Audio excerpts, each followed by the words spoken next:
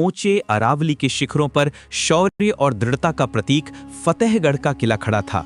ये मारवाड़ की अटूट प्रतिज्ञा का साक्षी था, जिसके चारों ओर विशाल मुगल सेना ने 40 दिनों से घेराबंदी कर रखी थी। दिल्ली के सिंहासन की शक्ति इस दुर्ग को झुकाने पर आमादा थी, क्योंकि फतेहगढ़ का पतन मारवाड़ की स्वतंत्रता के लिए एक भयानक झटका होता। मुगलों के सेनापति क्रूर और अनुभवी सुल्तान मिर्जा ने किले की हर नाकाबंदी को मजबूत कर दिया था, ये सुनिश्चित करते हुए कि भीतर एक पत्ता भी न जा सके। किले के भीतर सेनापति वीर सिंह अपनी लगभग 50 वर्ष की आयु में भी लोहे जैसी दृढ़ता रखते थे। उनके चेहरे पर युद्ध की अनगिनत कहानियां खुदी थीं, लेकिन उनकी आंखें अब भी अडिग थीं, जिनमें राजपूत गौरव की अंतिम ज्वाला जल रही थी। 40 दिनों के इस भयानक दबाव ने किले की जीवन रेखा लगभग समाप्त कर दी थी।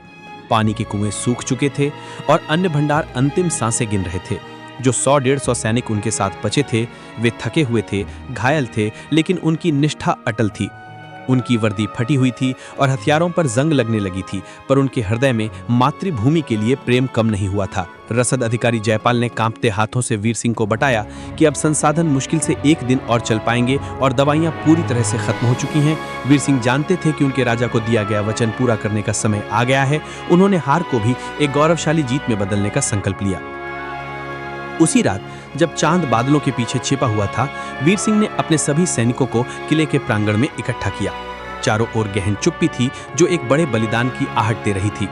किले की टूटी हुई दीवारों से हवा की सनसनाहट उनके कानों में गूंज रही थी।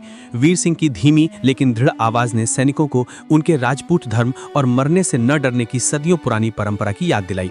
उन्होंने कहा कि उनके लिए मातृभूमि की रक्षा में लड़ते हुए मरना ही सबसे बड़ा सम्मान है।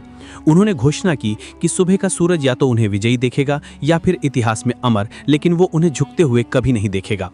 उनके शब्दों ने थके हुए सैनिकों में युद्ध की एक नई ऊर्जा का संचार कर दिया। उन्होंने अपनी तलवारों को हवा में उठाया और एक गरजदार आवाज में जय भवानी का उद्घोष किया। अगले दिन भोज से पहले ही नीचे घाटी से नगाड़ों की भयानक ध्वनि गूंज उठी, जिसने रात की शांति को चीर दिया। मुगलों ने अपनी पूरी शक्ति से अंतिम और निर्णायक हमला बोल दिया था। हजारों सैनिक मानव ज्वार की तरह सीढ़ियां लेकर किले की दीवारों की ओर दौड़ पड़े। वीर सिंह और उनके वफादार सैनिक पत्थरों और जलते हुए तेल की बौछार से पहले लहर को रोकने में सफल रहे, लेकिन दुश्मन की संख्या विशाल थी और वे लगातार दबाव बनाए हुए थे। जल्द ही एक संगठित हमले ने किले की उत्तर पूर्व दीवार को तोड़ दिया और युद्ध किले के प्रांगण में प्रवेश कर गया। प्रांगण में अब भीषण तलवारबाजी होने लगी। वीर सिंह ने अपनी तलवार उठाई और एक चीते की फुर्ती से दुश्मन की रेखाओं को चीरते हुए आगे बढ़े।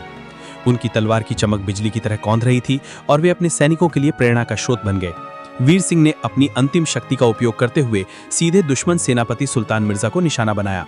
दोनों के बीच एक भयंकर द्वंद्व हुआ, जिसमें मिर्जा को लगा कि वही घायल शेर से लड़ रहा है। घायल होने के बावजूद वीर सिंह ने अपनी पूरी ताकत से दुश्मन सेनापति पर वार किया और उसे जमीन पर गिरा दिया, जिससे मुगल सेना में एक क्षण के लिए भगदड़ मच गई।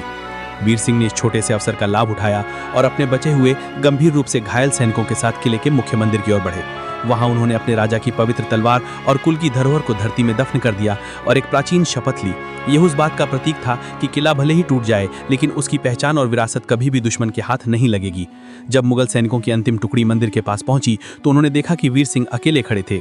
उनका कवच टूट चुका था और शरीर पर अनगिनत घाव थे, पर उनकी आंखें दहक रही थीं। उनके चेहरे पर समर्पण नहीं, बल्कि एक अजीब सी मुस्कान थी, विजय मुस्कान। वीर सिंह ने आत्मसमर्पण करने से इनकार कर दिया। उन्होंने अपनी अंतिम सांस तक मातृभूमि की रक्षा का संकल्प निभाया और दुश्मन पर हर हर महादेव का जय घोष करते हुए टूट पड़े। यह उन महान योद्धा का अंतिम और गौरवशाली बलिदान था। जब सुबह की सुनहरी किरण फतेहगढ़ के प्रांगण पर पड़ी तो वहां शांति थी, लेकिन हर जगह वीर सिंह और उनके सैनिकों की अटूट निष्ठा की गाथा लिखी जा चुकी थी। दुश्मन ने किला जीत लिया था, लेकिन वे उस आत्मा को पराजित नहीं कर पाए थे जो अब हवा में अमर हो गई थी। फतेहगढ़ की हवा आज भी उस अंतिम गर्जना को अपने साथ लिए फिरती है और पीढ़ियों को यह याद दिलाती है कि कुछ हारें जीत से कहीं अधिक महान होती हैं। ये कहानी सिद्धांतों और राष्ट्र के प्रति सच्चे बलिदान की अमर गाथा है।